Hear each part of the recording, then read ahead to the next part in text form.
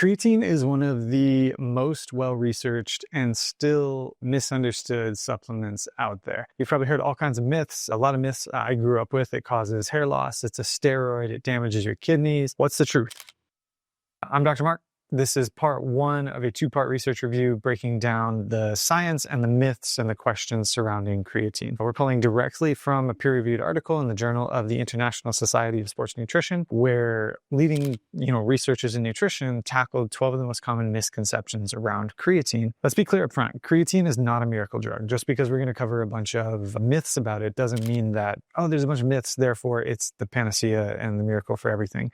Creatine is powerful and it is a safe supplement when used correctly. So if you're here to improve performance, recover better, or just get clarity about supplementation with creatine, you're in the right place. Let's get started. So does creatine cause water retention? So some short-term studies show a small increase of water inside the muscle cells, but this isn't a bad thing. So the increased cell volume can actually help with muscle growth and performance. And long-term studies show no meaningful increase in bloating or total body water. So in simple terms, creatine pulls water into your muscles, not under your skin. So it's not going to make you puffy or bloated. 2, is creatine an anabolic steroid? No. And this is crazy to think about. In high school, I was a hockey player. I talked with football players, basketball players, the wrestlers, track and field. And, there was this idea that creatine was a steroid. And no. So creatine is a naturally occurring compound that your body will make from the amino acids arginine, methionine, and glycine. And it's also found naturally in red meat and fish. It's just a naturally occurring compound.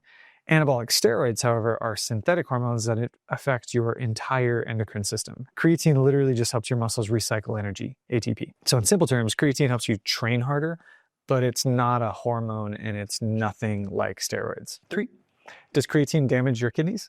This myth started because creatine increases a marker that you'll see in your labs called creatinine. Creatinine is a normal byproduct of creatine metabolism. It's a kidney function marker and you find it in the blood. But in healthy people, this increase is an expected result of supplementation. If you have more creatine, there's going to be more creatinine as a breakdown byproduct. So it's not indicative of kidney damage. Dozens of studies show that recommended doses, so 1 scoop, 3 to 5 grams per day, are safe. Even long-term, we're talking years and years and years. So in simple terms, unless you already have kidney disease, creatine won't hurt your kidneys.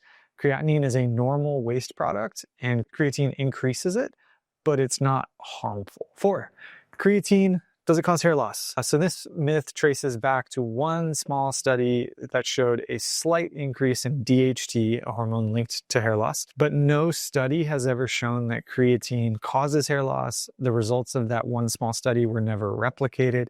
So in simple terms, there is no solid proof that creatine causes baldness, just one weak study that's never been repeated. So my receding hairline cannot be blamed on creatine. 5, does creatine lead to dehydration or muscle cramps? Actually, the opposite. So remember that first one. Research shows creatine may improve hydration and help your body handle heat stresses better because we're pulling water into the cells. So in athletes, creatine users actually experience fewer cramps, not more cramps. So in simple terms, creatine just helps keep your muscles hydrated. It doesn't dry you out and cause you cramping. 6, is creatine safe for kids and teens? Yeah. Creatine has been used safely in pediatric clinical populations, and evidence shows it can be safe for young athletes with adult guidance and supervision in terms of dosing. Teens and adolescents can totally use creatine safely as long as they do it responsibly with adult supervision. 7, does creatine increase fat mass? Nope. So while some people gain weight, it's usually a very small amount. I think it's 2 to 4 pounds. And the weight gain is due to increased water and muscle mass. Studies show creatine doesn't increase fat. In some cases, it may even help reduce body fat through improving your training output. So, in simple terms, creatine helps you build muscle, not fat. 8, do you need a loading phase? So a loading phase would be 20 grams for 5 to 7 days. That can ensure your muscles saturate much faster, but it's not required. So if you do a loading dose, 20 grams for 5 to 7 days, you can expect that about 5 to 7 days, your muscles are going to be saturated. Daily low doses or daily maintenance doses of 3 to 5 grams, it's going to get you the same result, but in 3 to 4 weeks. So, to kind of simplify this, loading doses help you get the saturation faster, but you're going to get the same benefits with 1 scoop a day.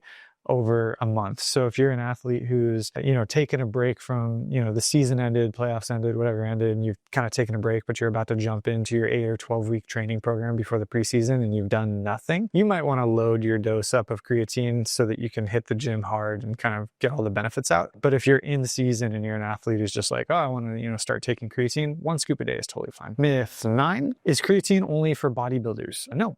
Creatine helps with high intensity, short duration activities. So you can think sprinters, swimmers, football players, and even endurance athletes like cyclists. So in summary, you don't need to be a bodybuilder or a gym bro to benefit from creatine. 10, is creatine ineffective in older adults? Actually, no. Research shows that when combined with resistance training, creatine can help older adults improve muscle strength, maintain mobility, and even support their bone health, which is huge when you're thinking about fracture risk. So creatine can help older adults stay strong longer, move better, and sort of protect against age-related decline. Exercise is a huge piece of that. Creatine makes it better. Myth number 11, is creatine only for men? Is creatine only for males? No. So women also absolutely benefit from creatine, especially during high training loads, menopause, pregnancy. It may support mood, muscle health, and brain energy, just like it does in men. Women can benefit across all stages of life: pregnancy, lactation, youth, adolescence, adults, older women. Creatine is for everybody. Last myth, myth 12. Are there other forms of creatine better than monohydrate? Not really. Creatine monohydrate is the most researched, the safest, and most effective form that we have in the data.